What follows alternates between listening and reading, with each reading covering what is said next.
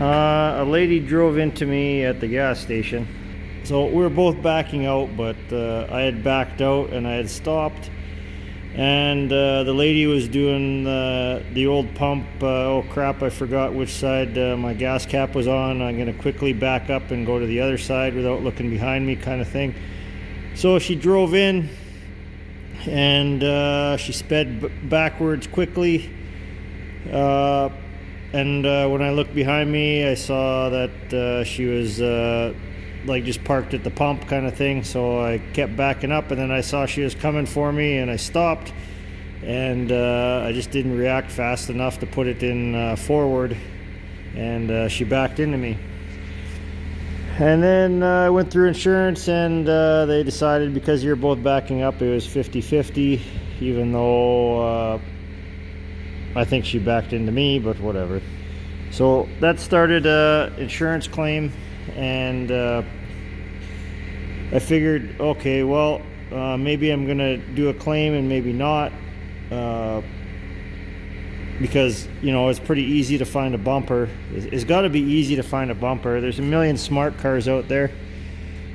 I should be able to find just a bumper real quick and put it on, and it's probably going to be less than my deductible, which was $250. So I go to the wrecker, find a bumper, slap it on, maybe cost me $200, you know, and then I don't have to deal with all the insurance crap. But no, there's seems to be a shortage of smart cars. There was two at the wreckers, but all the bumpers were gone already, and pretty much all the good parts were gone. And it's been a couple months since then, and no new smart cars. So then I decided I was going to go through insurance, get them to fix it. So I said, okay, sure, I'll pay the deductible and go ahead fix the car. So I went through insurance. They did an estimate on it. Estimate came out to $2,700, and they decided to write the car off. So because of just the plastic on the rear quarter, they wanted to write the car off, you know, like, and I figured that's ridiculous, totally ridiculous. And I was like, well, I could just find that piece on the side, you know, it's got to be. But there's lots of places in UK that have those, but they don't ship to Canada. I think there's one place in Italy where they're able to send me a gray one, and then I figured, oh, I'll just repaint it. So that was $200 and some for just the quarter piece here. It unsnaps right there, it unclips. And that piece was $200 and some, but then the shipping was $400. So $600 for just that part. Insurance wanted to write it off, and then they wanted to give me a low value for the car. So a couple years back, I was in a really bad accident with one of these, and the insurance company gave I think $8,300 for the car, because it was a passion model, and maybe they're trying to get out from being sued by giving me a good deal, giving me the full value of the car. I don't know. So anyway, this time around, because of this fender bender, they offered me $3,500 for the Smart. And there isn't anywhere you can buy a smart car diesel in good condition with lower kilometers for $3,500. It's not going to happen. You just won't find one anywhere. I was like, this is ridiculous. You can't just offer me this low amount for the car. You know, there's no way I can replace it. You know, you're pretty much paying me to lose my car that I can never replace with another smart car, because I can't afford it then. And then they said, well, if you don't agree with that's a fair evaluation, then send us a dealer quote. Well, there's not too many dealers that are selling 20-year-old smart cars, but I found a couple here in Canada, and the cheapest one with like 70,000 kilometers plus, like more than mine has here, had 260,000 on it or something. They wanted $4,000 for it, and it was like a mark down from 5,000 to 4,000. And then every other smart car was 5,500, 6,000 in good condition for the diesel. The gas ones, I don't know. And then I I sent that in. They said, okay, we'll offer you $4,000. And then I went on Kijiji and Facebook Marketplace and looked for smart cars. I think there is one smart diesel in all of Canada, somewhere in Ontario, and then Facebook Marketplace had a couple, but yeah, they're way above $4,000. So then I figured, well, I just got to fix it with the plastic welder. And that's what that's what I'm doing today. So because when the impact occurred, it was minus 25 or so outside. She didn't really run into it fast. She just kind of pushed into it until it all broke.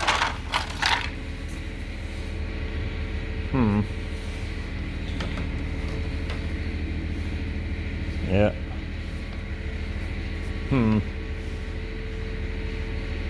Oh, it goes like that.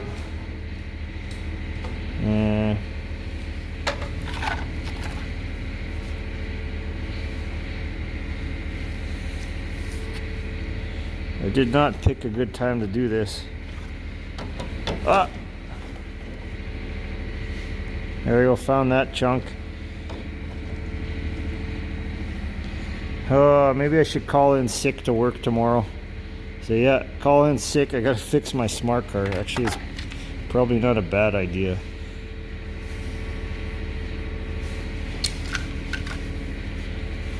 The guys are all pretty well oriented in what they're doing. I don't think I have to be there to babysit anymore, so. Holy smokes, it's starting to look like a car again.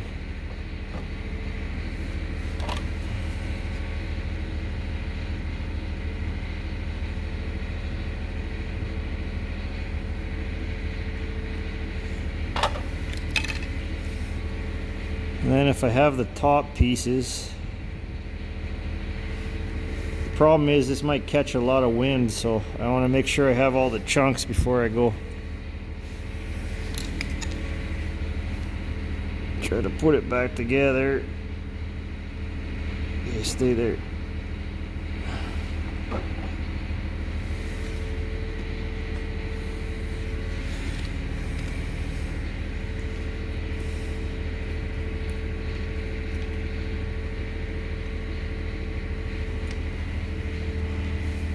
And I only have 2 left.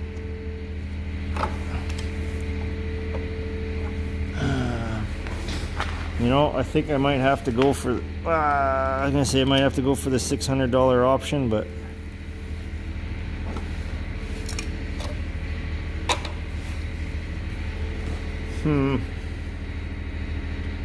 yeah, this is not a 1 hour type job. This is gonna take some effort, and it's gonna take some extra plastic, I believe, too, because like when it broke, there's a whole bunch of little bits on the ground, and I picked up all the big pieces, but I didn't pick up all the tiny ones.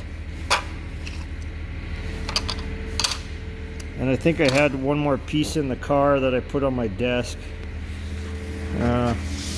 for the front here, because when it pushed it ahead and it broke out this chunk here, and then the top piece was just flapping around, so I just broke it off one day so it wouldn't get lost on the highway. I think this week, sometime this week, I'm going to be calling in sick for work, and then I'm going to get this done. Because when you have a smart car, you know that the smart car is a top priority. So, yeah, work is slow anyway. I'm probably going to have a day off. So yeah, I'll check back with you when I have a full day to do this.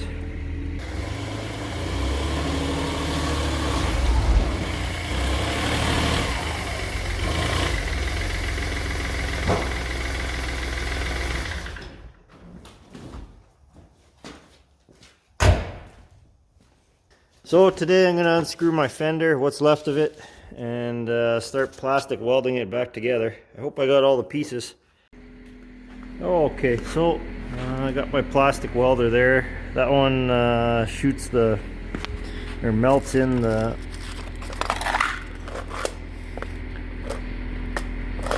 little pieces of wire that melt into the bumper. Went and got a whole whack of them because I've used this thing quite a bit already. So that gets red hot,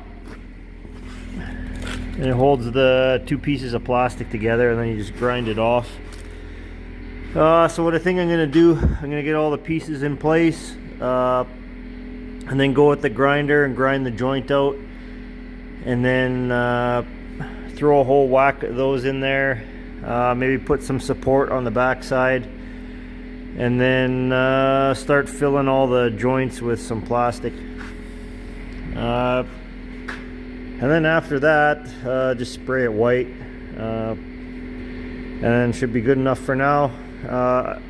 I could like go over it, sand the plastic down flat and bondo it and sand it and prime it and paint it, but not enough time to do that today, so I'm just gonna get the bumper in place so it looks like there's a bumper there, and I'm not gonna get pulled over. So I have the plastic welder that puts the connecting bits on there, and then I have the other one that you just melt into it. You just melt the plastic together.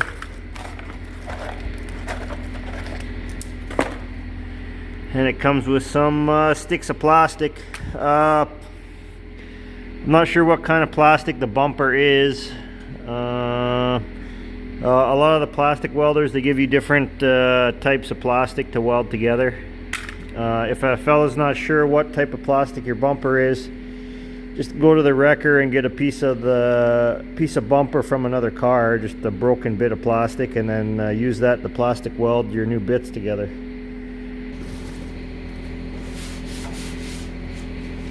So last time I came back, I washed the car really nice. I got dirty again because I wasn't able to get the work going last time I was here.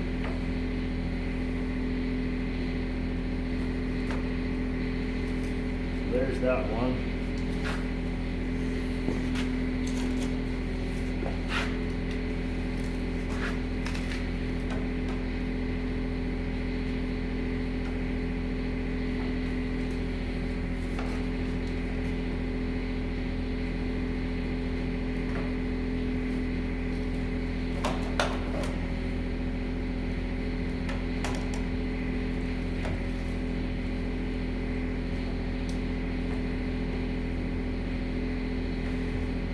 Yeah, when I weld it together, I'm going to have to hold it up a bit, just because when it broke, the plastic was deformed, so it got pushed in, and it got a crease in it there, and then it broke along the crease. So if I weld it there, then I push it back down, it should kind of form it back to how it was.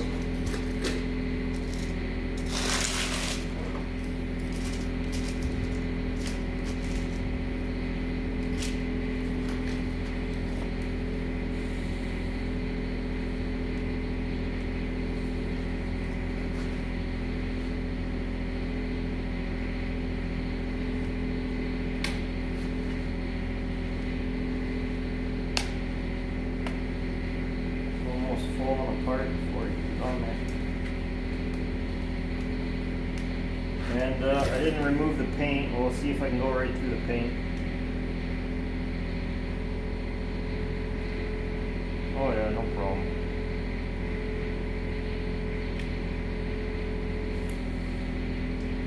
So there's one just like that.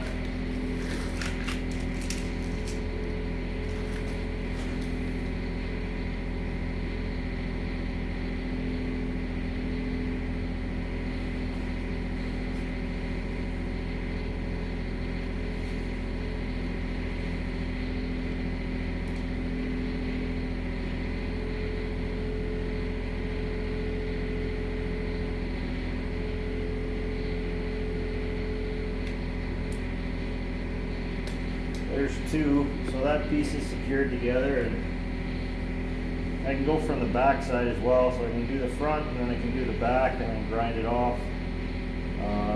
Some of the kits, they come with a steel mesh. You just cut the steel mesh and then you weld it in, or melt it in. Just focus on what I'm doing. Don't make any mistakes here. Apparently there's no parts anywhere.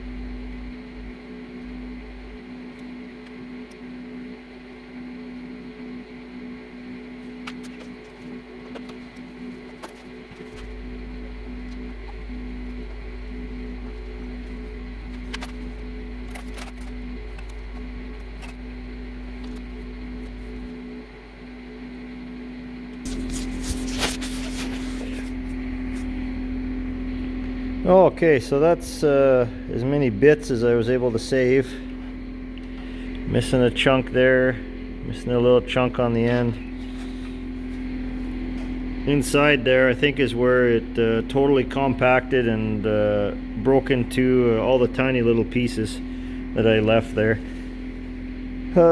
This one I think blew out on the as I was driving down the highway. It must have had a crack and it was holding on by the piece with the tail light there, and then it just flew away as I was driving down the road. So that one's gone, but should be enough to get a fender going. I just got to find some plastic. I think I have some plastic from an old grill. Smart car grill, might be the same plastic, maybe not. Okay, so here's the battery box from my F350 project when I was going to swap the DT360 in it. Because F350 with a gas only has one battery box, but with a diesel it has two. So this is the second battery box. So what I'll probably do, this is the mount for the air cleaner. I'm probably just going to cut it there, and I'll use that plastic fill in this cavity here. And then I got a little piece of grill from the other car. So the other car had it took a rock into the grill and took a big chunk out of it. And I went to pick and pull and found a piece of broken plastic from another grill. So that's been on the shelf for a while, even though I don't have the car anymore. So yeah, I'll cut that to fit in there and plastic weld that in there. It's part of a grill, so it should be pretty sturdy. It's a little bit thinner than this stuff, but, and I know it's probably not the same kind of plastic, but it's all I got at the moment. Yeah, so if you do get in a car accident and you break one of your fenders, save absolutely all the little bits. Pick up all the little bits, put them in a jar or a plastic bag or something, and save them, just in case you can't find a replacement fender. And then check your car. Make sure on the way home nothing's going to fly off it. Like, I should have checked that one. That one was still there, and then it flew off as I was driving down the road. So I got a marker. Just going to hold that on there and trace it out, then cut it with a pair of tin snips, and then weld it in. I need another little piece on the corner here. I'll probably use some of this just because that's the mount in the front.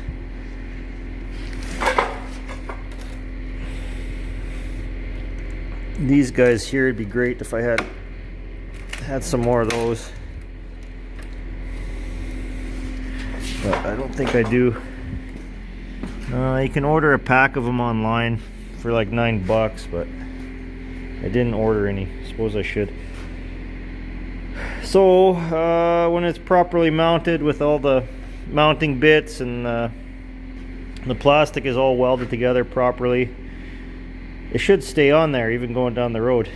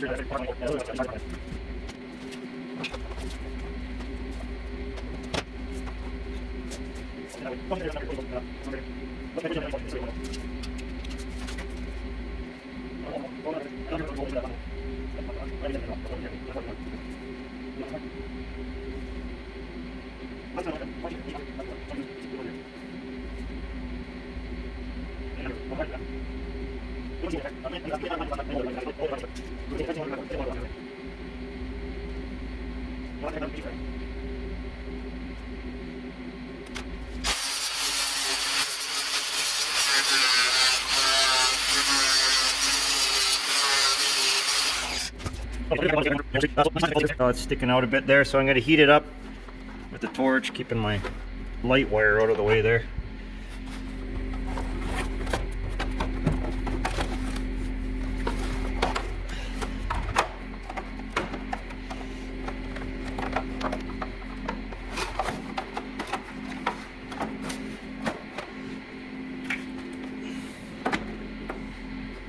There we go. So I'll heat that up and bend it in and get it to follow the same shape as the plastic. I'll cut another piece for in there to fill it in, then go with the plastic welder and melt it all one piece.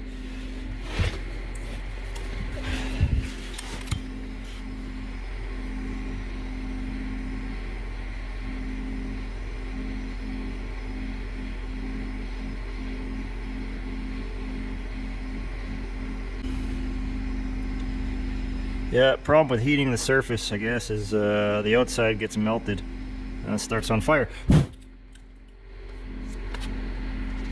before it gets soft all the way through. Come on, get soft. Okay, it softened up a little bit, but not really. Ah, hot. Okay, good enough.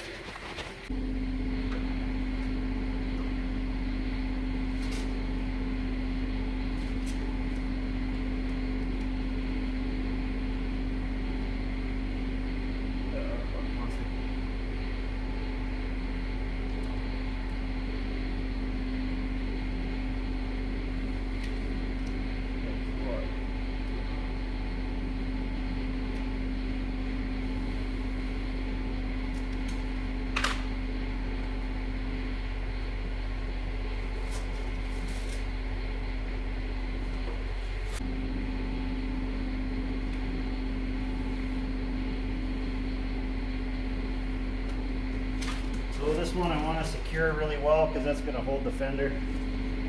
This already feels pretty firm. I think it'd be good. So I have one Frankenstein's fender.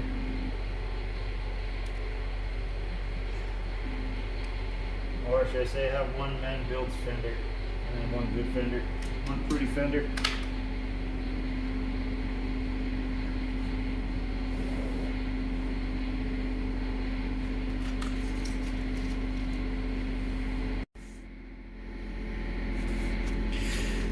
Okay, so there we go. I got the piece in there. I heated it up to get it to kind of follow the curve. It was already curved a bit, but I needed to curve it a little bit more to get the wires in. I cut the wires off with the grinder. Still got to fill in a little bit there. I'll do it the same way. I'll cut a bit and then just cut a bit, melt the wire in, melt the wire in, and then go from the back side and fill it full of the vinyl piping, plastic, or just melt some plastic from the bits I've been cutting into there, and get that hole filled. Fill that hole. Gotta put a piece on the front here yet.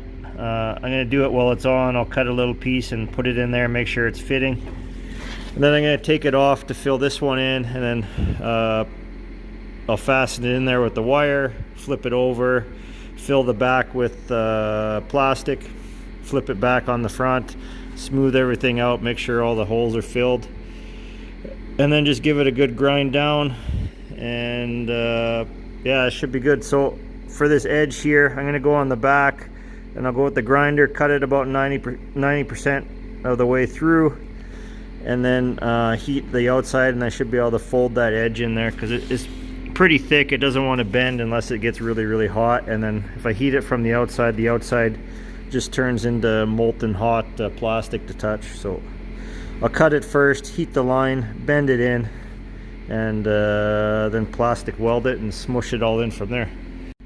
Actually, I discovered another method here, how to turn the corner. Just use the edge of the plastic welder. Get the angle correctly here. So the plastic welder is only heating up where it's touching.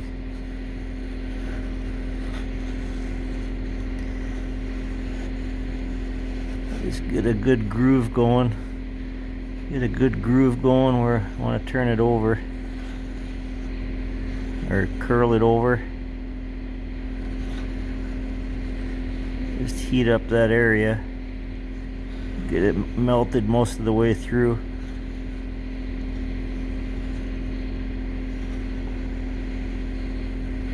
And I should be able to just bend it over, I imagine.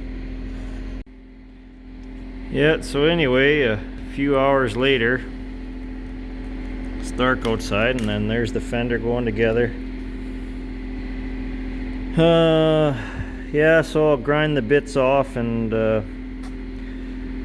smear some more plastic on there, and then grind that off, and I got the hole kind of filled. I still gotta get some more plastic in there, and yeah, and this should be good.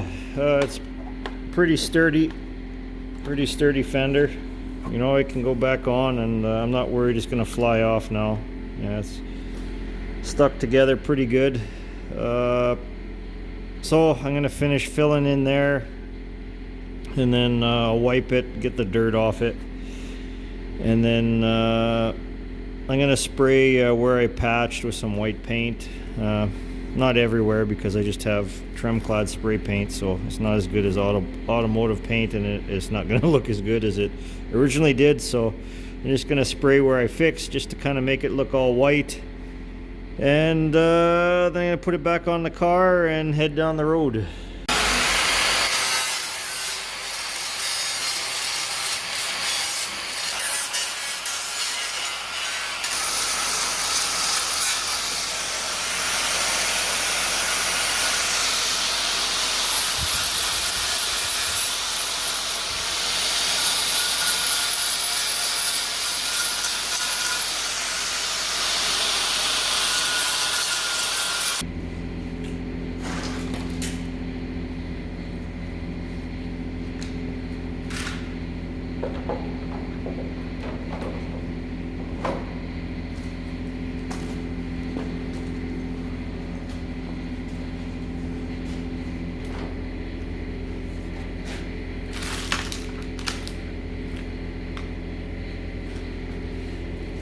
I don't have any more of these inserts. I looked, this is what I got. So I thought maybe I could plastic weld it back together, but the back is broke off. So what I did before was I just filled the end with silicone.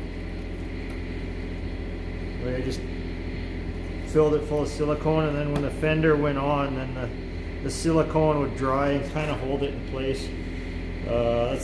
That's as good as I got this time. I'm going to do the same thing again. hold itself on somehow.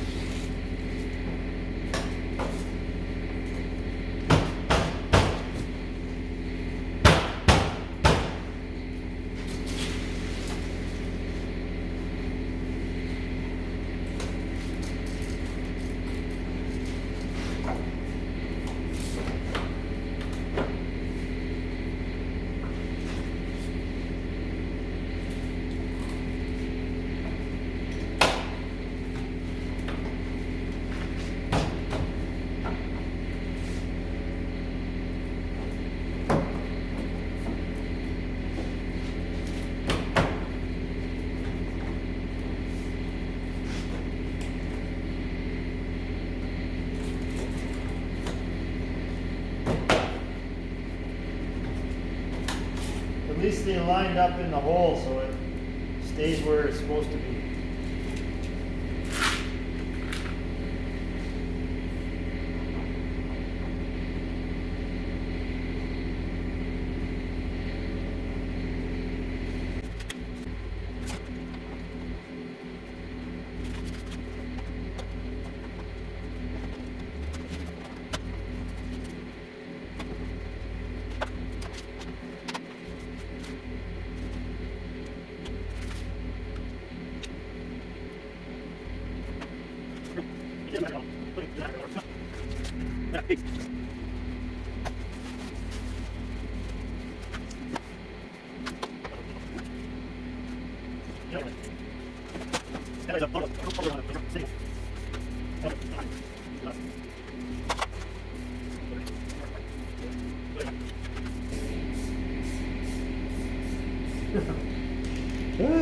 Yeah, there it goes.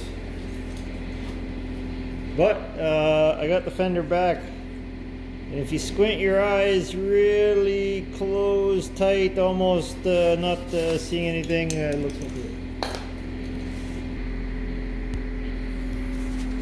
So there you go, pretty ugly, but good enough for now. Good enough for now, and then when the road gets really wet and dirty and everything gets covered with dirt, it'll be not too bad.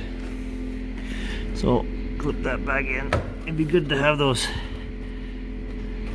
little pins there, but I gotta work with what I have. And the fender's pretty sturdy.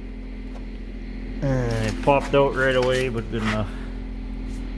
At least I know I can go down the road and then that's not gonna break away.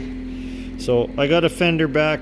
If I find a new fender for it, I'll paint it and put it on the car and it'll look like brand new again. But for now, this is a good quick fix.